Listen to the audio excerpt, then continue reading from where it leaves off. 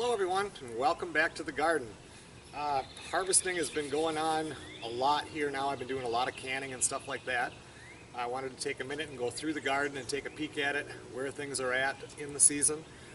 Go through a few things that people don't can that I can that I think people should. That's really good. So let's take a look at the garden and see how it's doing. Alright, well we'll start down here with the corn. Most of the corn is doing pretty good. We've got quite a few ears. There's some that's buried kind of in the back corner that didn't do that well. It doesn't get as much light.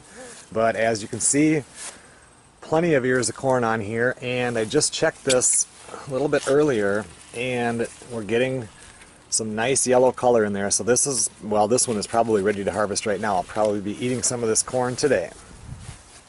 Here's the experimental giant 20-pound sugar beets, and as you can see with those two now, they're growing up out of the ground, and I've never grown sugar beets before. I don't know if that's what they're supposed to do, but I'm going to have to figure out what it is that I'm going to do with those. These here are the Great Northern Beans. These are the ones, if you guys watched any of the other videos, that were planted, a few weeks anyway after the other ones, and these now are just getting there. Beans in there, and I'll probably can some of these up like I did the other ones.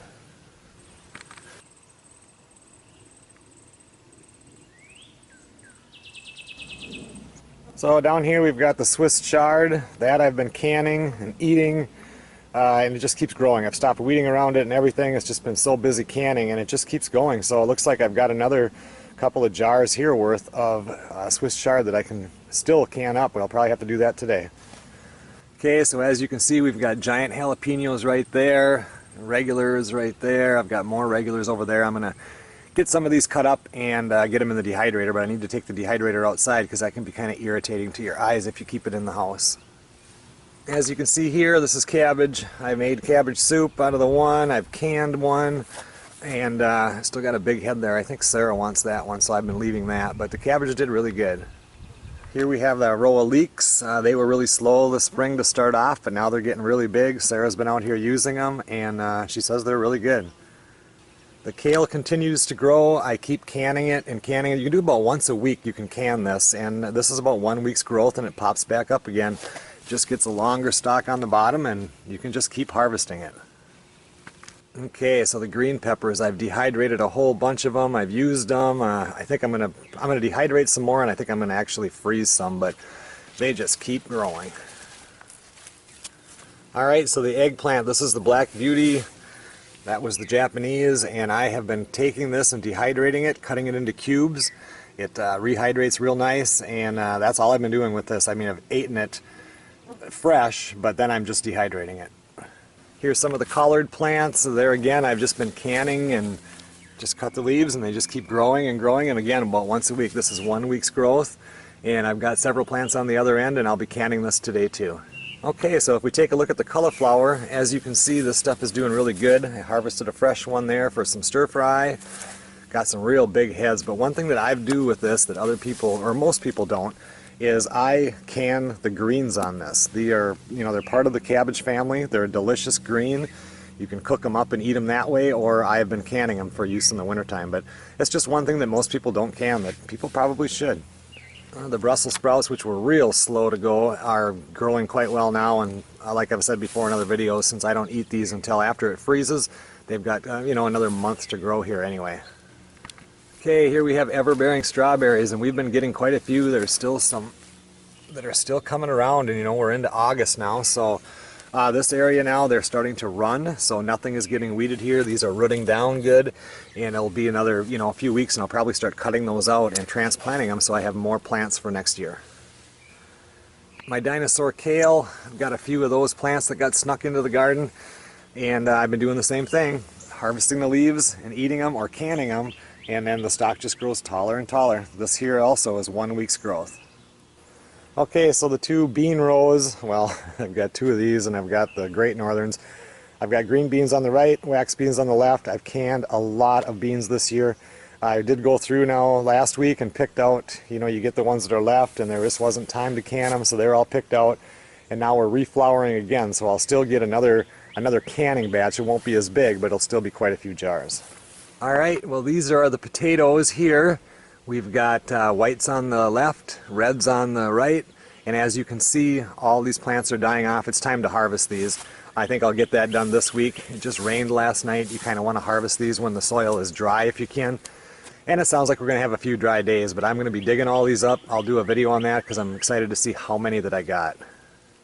Okay, so here is the onion patch, and I'm actually doing a video on this that has lasted the whole season on growing and proper harvest and stuff like that on onions. These were down to about 85% of them. The tops had fallen over, so 3 days ago was it, I pushed the other ones over, and I've got 7 more days until I harvest the onions. Okay, the tomatoes. We've got a lot of tomatoes. For as far as big ones goes, that is the first one that's starting to turn red, so there's going to be a lot of tomato canning.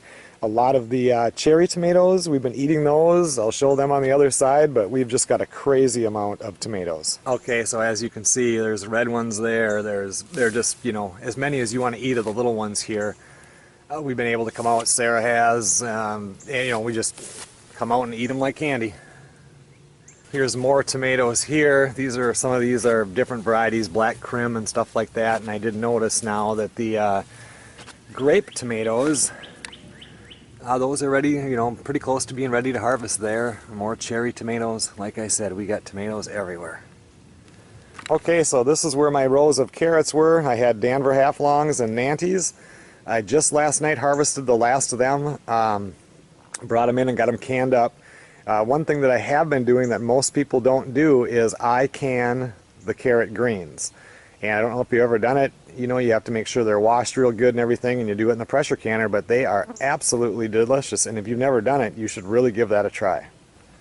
This is my short little, the 5-pound giant carrots that we're kind of doing an experiment on. I haven't picked any of those yet. I'm going to wait until it just about frost before we see. I don't know what we'll get, but you know, we only have, you know, you're lucky if you get a 100-day season here, and these could have been up to 200 days. So it'll be interesting to see what we get.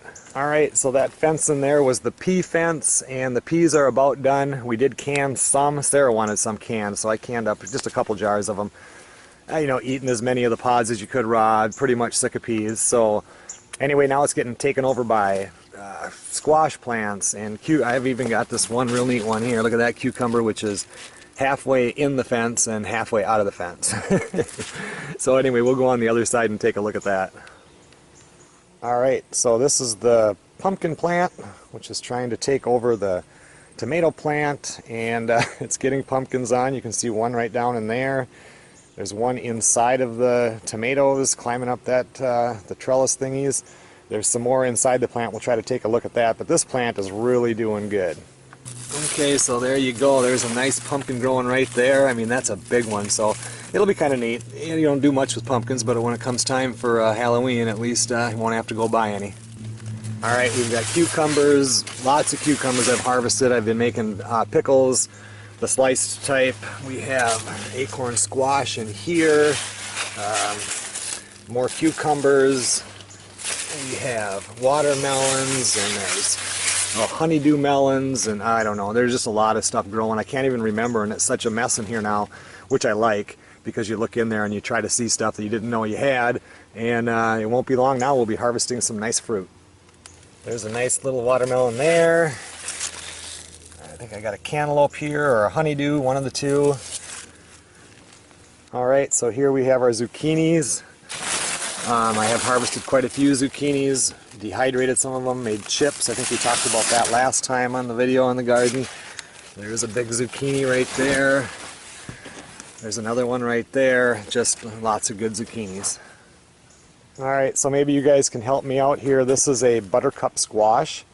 I've never grown buttercup squash, but apparently I can grow it pretty good here in Minnesota, and I don't really know what to do with it. I've got a nice one there. Actually, I have several of them that are started. I mean, just a lot. And it's taken over the side. I can't even run the lawnmower around inside the fence here because it's taken it all over. But if you guys have any good ideas for buttercup squash, you know, let me know in comments, because I'm definitely going to have to be trying some. Alright, like I said, I've been doing a lot of canning. I do everything in pints. Used to be when there was 5 of us, all the kids were home and everything like that, I would do quarts. But now I've been doing pints. I'm up to, I think I went over 160 last night with last night's canning, so and I've got quite a bit more to go. There we've got eggplant that's been dehydrated, and zucchini. corn on the cob. I've got these are all my herbs. I've actually been drying some of those up too, and that's kind of fun. Okay, so I don't know, we've got pickles, carrots, but oh yeah, right here. These are the carrot greens. I just cut out the big stems, wash them real good, and can those up. That was good. These are cauliflower greens right here. Real delicious. So just, you know, some stuff that you guys might not think about doing that you can. Alright everyone, well thanks a lot for watching another garden update. It's early Sunday morning here and I need to get this cauliflower cut, blanched, cooled, and put into the freezer. Stay tuned, we got potatoes coming up, onions coming up, a lot more stuff to harvest.